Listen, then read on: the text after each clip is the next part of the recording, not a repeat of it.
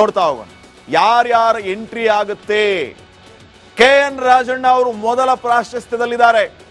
ಮೊನ್ನೆ ಅಷ್ಟೇ ಸಚಿವ ಸ್ಥಾನಕ್ಕೆ ರಾಜೀನಾಮೆ ನೀಡಿದರು KN ರಾಜಣ್ಣ ಅವರು.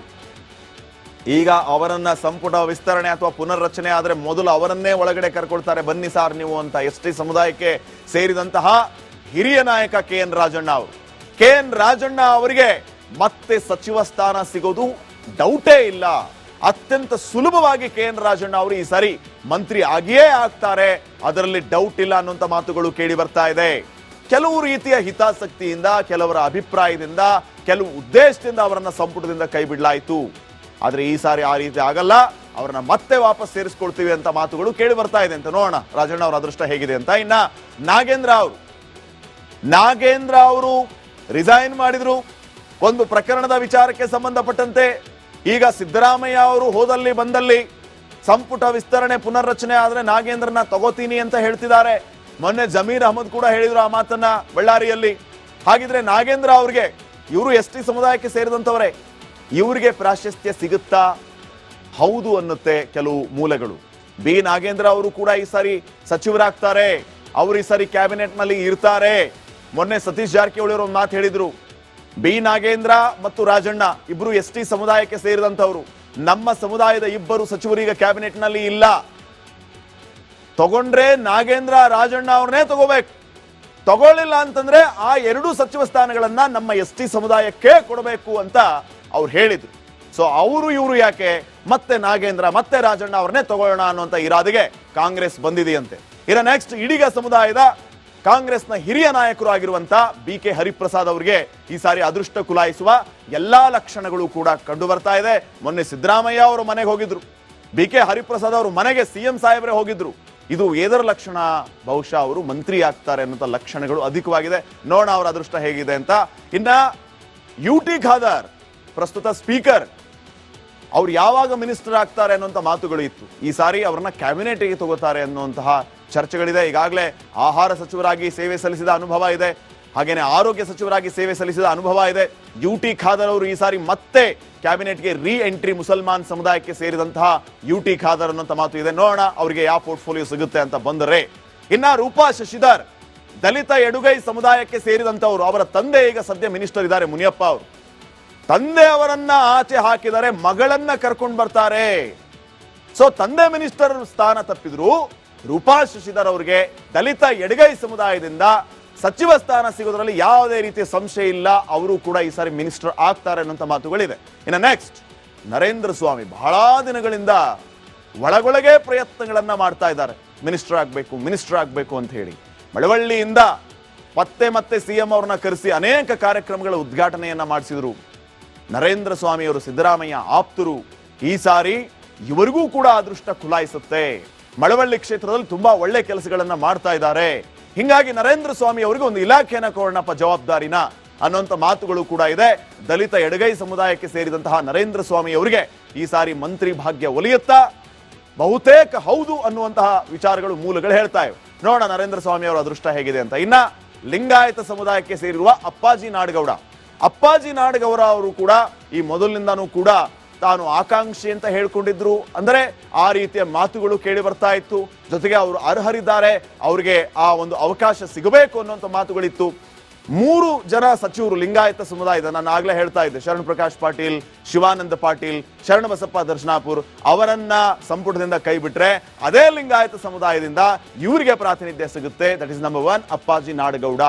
ಇನ್ನು ನೆಕ್ಸ್ಟ್ BR ಪಾಟೀಲ್ ಅವರು ಲಿಂಗಾಯತ ಸಮುದಾಯದಿಂದ ಮತ್ತೊಬ್ಬ ನಾಯಕ, ಕಾಂಗ್ರೆಸ್ನ ಹಿರಿಯ ನಾಯಕ, ಸಿದ್ದರಾಮಯ್ಯ ಅವರ ಸಹಪಾಠಿ ಅಂತಾನು ಹೇಳ್ಬಹುದು, ಸಿದ್ದರಾಮಯ್ಯ ಅವರ ಆಪ್ತ ಗೆಳೆಯ ಅಂತ ಹೇಳ್ಬಹುದು. ಸೊ BR ಪಾಟೀಲ್ ಅವರಿಗೆ ಈ ಸಾರಿ ಅದೃಷ್ಟ ಕುಲಾಯಿಸುವ ಎಲ್ಲಾ ಲಕ್ಷಣಗಳಿದೆ. ಮುನಿಸ್ಕೊಂಡಿದ್ರು, ರಾಜೀನಾಮೆ ಕೊಡೋ ಹಂತಕ್ಕೆ ಹೋಗಿತ್ತು, ಅವರನ್ನ ಸಮಾಧಾನ ಮಾಡುವಂತ ಕೆಲಸ ಆಯ್ತು BR ಪಾಟೀಲ್ ಅವರನ್ನ. ಈ ಸಾರಿ ಇನ್ನೂ ಸಮಾಧಾನ ಮಾಡೋದು, ಆಗಪ್ಪ ನಿನ್ ಮಂತ್ರಿ ಅಂತ ಹೇಳಿ.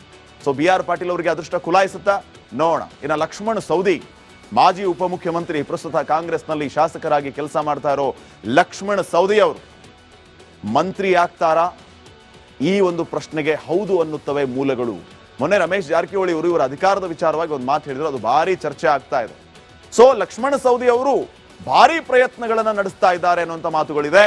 ಇನ್ನು ಸೌದಿ ಅವರ ಆಪ್ತರನ್ನ, ಇನ್ಕ್ಲೂಡಿಂಗ್ ಸೌದಿ ಅವರನ್ನ ಕೇಳಿದ್ರೆ ನಾವ್ಯಾಕ್ರಿ ಪ್ರಯತ್ನ ಮಾಡೋಣ, ಬರೋದಿದ್ರೆ ಅದೇ ಬರುತ್ತೆ ಅನ್ನೋಂಥ ಮಾತುಗಳು ಬರುತ್ತೆ. ಇರ್ಲಿ, ಏನೇ ಇರ್ಲಿ, ಒಟ್ನಲ್ಲಿ ಈ ಸಾರಿ ಆಗುವಂತ ಮಂತ್ರಿ ಆಗುವಂತ ಲಿಸ್ಟ್ ಅಲ್ಲಿ ಲಿಂಗಾಯತ ಸಮುದಾಯದಿಂದ ಲಕ್ಷ್ಮಣ ಸವದಿ ಅವರ ಹೆಸರು ಕೂಡ ಕೇಳಿ ಬರ್ತಾ ಇದೆ. ಇನ್ನು ನೆಕ್ಸ್ಟ್ ಒಕ್ಕಲಿಗ KM ಶಿವಲಿಂಗೇಗೌಡರು ಮೊನ್ನೆ DK ಶಿವಕುಮಾರ್ ಕಾಲಿಗೆ ಬಿದ್ದುಬಿಟ್ರು ಹಾಸನದಲ್ಲಿ.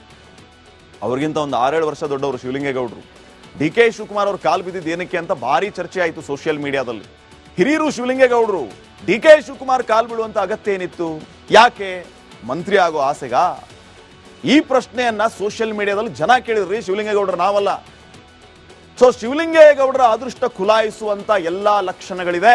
ಒಕ್ಕಲಿಗ ಸಮುದಾಯದಿಂದ KM ಶಿವಲಿಂಗೇಗೌಡರು ಹಿರಿಯರು, ಅವರು ಕೂಡ ಅರಸೀಕೆರೆ ಕ್ಷೇತ್ರದಿಂದ ಕಂಟಿನ್ಯೂಸ್ ಆಗಿ ಆರಿಸಿ ಬರ್ತಾ ಇದ್ದಾರೆ. ಬಹುಶಃ ಅವ್ರಿಗೂ ಅದೃಷ್ಟ ಖುಲಾಯಿಸುವ ಎಲ್ಲಾ ಲಕ್ಷಣ ಇದೆ. ಯಾವ ಪೋರ್ಟ್ಫೋಲಿಯೋ ಕೊಡ್ತಾರೆ ಗೌಡರಿಗೆ ನೋಡೋಣ. ಇನ್ನು ನೆಕ್ಸ್ಟ್ ಒಕ್ಕಲಿಗ ಸಮುದಾಯದಿಂದ ಕೃಷ್ಣಪ್ಪ ಅವರ ಅದೃಷ್ಟ ಖುಲಾಯಿಸಬಹುದು. ಲೇಔಟ್ ಕೃಷ್ಣಪ್ಪ ಅಂತಾನೂ ಕರೀತಾರೆ ಇವ್ರನ್ನ. ಕೃಷ್ಣಪ್ಪ ಅವರಿಗೆ ಅದೃಷ್ಟ ಖುಲಾಯಿಸಿ ಮತ್ತೆ ಅವರು ಮಂತ್ರಿ ಆಗುವ ಸಾಧ್ಯತೆಗಳು ಅಧಿಕವಾಗಿದೆ.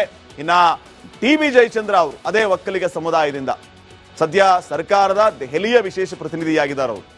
ಈಗ TB ಜಯಚಂದ್ರ ಅವ್ರನ್ನ ಕರ್ಕೊಂಡು ಬಂದು ಸ್ಪೀಕರ್ ಆಗಿ ಕೂರಿಸೋದಕ್ಕೆ ಎಲ್ಲಾ ರೀತಿಯ ತಯಾರಿಗಳಾಗ್ತಾ ಇದೆ. UT ಖಾದರ್ ಅವ್ರನ್ನ ಮಂತ್ರಿ ಮಾಡಿದ್ರೆ TB ಜಯಚಂದ್ರ ಅವ್ರನ್ನ ಕರ್ಕೊಂಡು ಬಂದು ಸ್ಪೀಕರ್ ಕುರ್ಚಿಯಲ್ಲಿ ಕೂರಿಸೋದು ಅಂತ.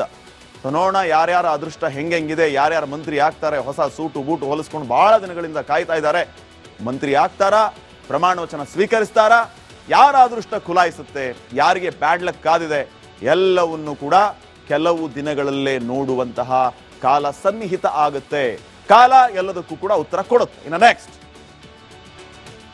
ಸೇಫ್ ಮಂತ್ರಿಗಳು ಈಗ ನೋಡ್ತಾ ಹೋಗೋಣ ಯಾರ್ಯಾರ ಎಂಟ್ರಿ ಆಗುತ್ತೆ. KN ರಾಜಣ್ಣ ಅವರು ಮೊದಲ ಪ್ರಾಶಸ್ತ್ಯದಲ್ಲಿದ್ದಾರೆ. ಮೊನ್ನೆ ಅಷ್ಟೇ ಸಚಿವ ಸ್ಥಾನಕ್ಕೆ ರಾಜೀನಾಮೆ ನೀಡಿದರು KN ರಾಜಣ್ಣ ಅವರು.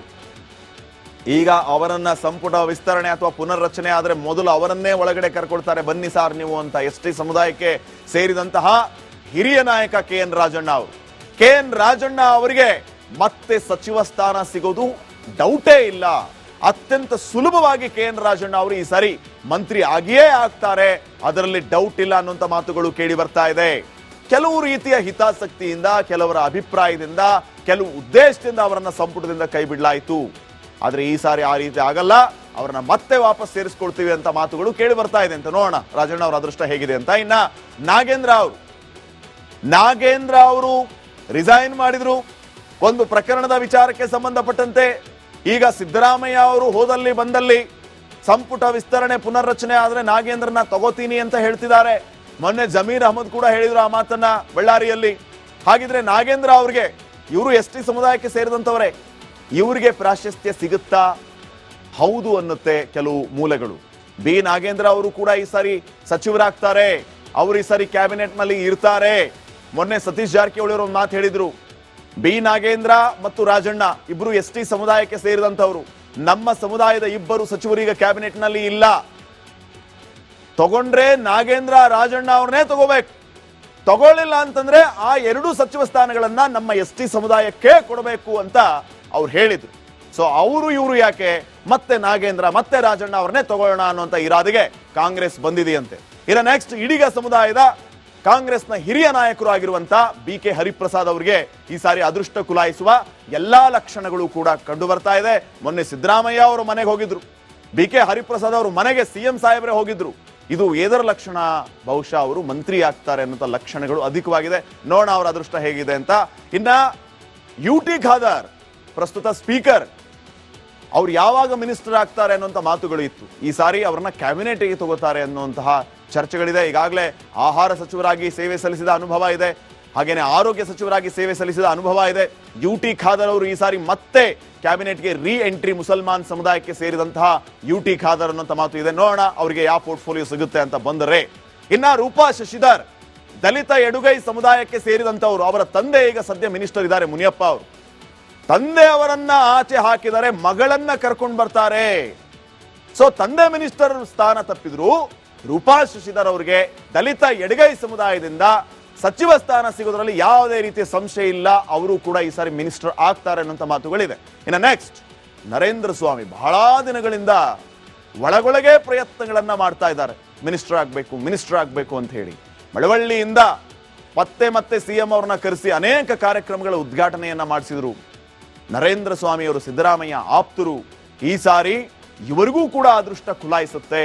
ಮಳವಳ್ಳಿ ಕ್ಷೇತ್ರದಲ್ಲಿ ತುಂಬಾ ಒಳ್ಳೆ ಕೆಲಸಗಳನ್ನ ಮಾಡ್ತಾ ಇದ್ದಾರೆ. ಹಿಂಗಾಗಿ ನರೇಂದ್ರ ಸ್ವಾಮಿ ಅವರಿಗೆ ಒಂದು ಇಲಾಖೆಯನ್ನ ಕೊಡೋಣಪ್ಪ ಜವಾಬ್ದಾರಿನ ಅನ್ನುವಂಥ ಮಾತುಗಳು ಕೂಡ ಇದೆ. ದಲಿತ ಎಡಗೈ ಸಮುದಾಯಕ್ಕೆ ಸೇರಿದಂತಹ ನರೇಂದ್ರ ಸ್ವಾಮಿ ಅವರಿಗೆ ಈ ಸಾರಿ ಮಂತ್ರಿ ಭಾಗ್ಯ ಒಲಿಯುತ್ತಾ?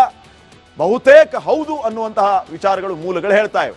ನೋಡೋಣ ನರೇಂದ್ರ ಸ್ವಾಮಿ ಅವರ ಅದೃಷ್ಟ ಹೇಗಿದೆ ಅಂತ. ಇನ್ನ ಲಿಂಗಾಯತ ಸಮುದಾಯಕ್ಕೆ ಸೇರಿರುವ ಅಪ್ಪಾಜಿ ನಾಡಗೌಡ ಅವರು ಕೂಡ ಈ ಮೊದಲಿನಿಂದಾನೂ ಕೂಡ ತಾನು ಆಕಾಂಕ್ಷಿ ಅಂತ ಹೇಳ್ಕೊಂಡಿದ್ರು. ಅಂದರೆ ಆ ರೀತಿಯ ಮಾತುಗಳು ಕೇಳಿ ಬರ್ತಾ ಇತ್ತು. ಜೊತೆಗೆ ಅವರು ಅರ್ಹರಿದ್ದಾರೆ, ಅವರಿಗೆ ಆ ಒಂದು ಅವಕಾಶ ಸಿಗಬೇಕು ಅನ್ನುವಂಥ ಮಾತುಗಳಿತ್ತು.